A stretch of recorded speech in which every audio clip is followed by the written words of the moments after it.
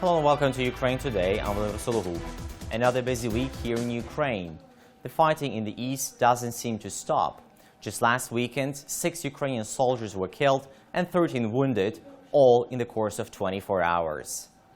Militants continue using the prohibited weapons in violation of the ceasefire agreement. And according to the Ukrainian military intelligence, Russia is regrouping its 2 armies near the border with Ukraine. All this is happening while the members of Trilateral Contact Group on Ukraine meet again in Minsk. This time they hope to negotiate the withdrawal of troops. We spoke to Mr. Yevhen Marchuk, head of Ukraine delegation in Security Working Group of Minsk Trilateral Contact Group on Ukraine, about these talks. Nowadays, we are trying to withdraw military units from contact line, but I personally call it front line, because in reality it's not contact line. In reality it's front line. To withdraw from contact line military units for 1 kilometer. In the other part of Ukraine, the joint Ukrainian-U.S. multinational maritime exercises Sea Breeze 2016 kicked off on the waters of the Black Sea. Apart from the Ukrainian and American Navy, representatives of 14 other countries are taking part in the maneuvers. Turkey, which lived through an attempted coup a while ago staged by the military, still dispatched its Navy units to participate in the drills. The 2016 Marine component includes 26 vessels, 20 planes and helicopters, as well as 50 military equipment units and 4,000 soldiers.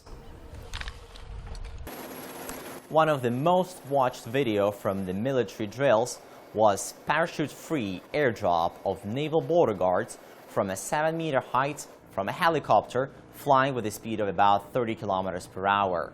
For all of the Ukrainian naval border guards, this was a first-ever experience.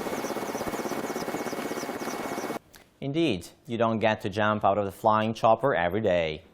Also, not every day you see people with crosses marching some 500 kilometers towards the European capital.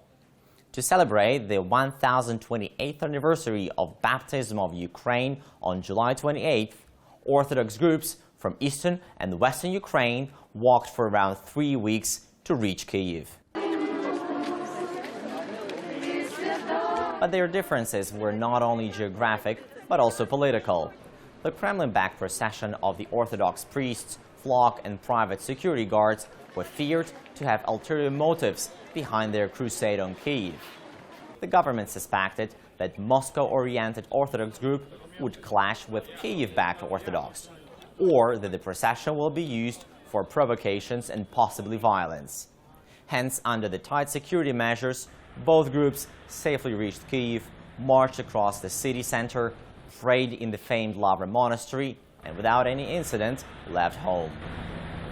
And in Poland, a much grander and much younger crowd has gathered for the World Youth Day, which brings together young Catholics from around the globe every 2 or 3 years. The week-long event was initiated by Pope John Paul II. And this year brought together more than 1.5 million young believers to the Polish city of Krakow.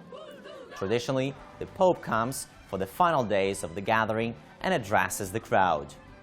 Pope Francis has already arrived to Poland and celebrated a Mass. Our correspondent in Poland, Margarita Sitnik, has more details. Hundreds of thousands of young Catholic pilgrims from 180 countries are in Krakow for the World Youth Day. They spent here 6 days of music, prayers and conferences in such a joyful and pleasant atmosphere. This city looks like a big youth camp today. It's very crowded and noisy. It may seem that people just have fun here, but this is an opportunity for them to deepen their faith together with thousands of other young people who share the same interests and ambitions. To me, the Pope is the key event for youth. The Pontiff and young people from all over the world pray together in open-air Mass. Francis is making his first visit to the predominantly Catholic Eastern European country for the World Youth Day. For him, it is the first meeting with the youth since he began his papacy. Ukraine continues fighting the external aggression in the east and also reacting to internal threats. Overall, this has been a good week for the government, trying to keep the country safe. Let's see what the next week will bring us. I'm Vladimir Solhub. Thank you for watching Ukraine Today.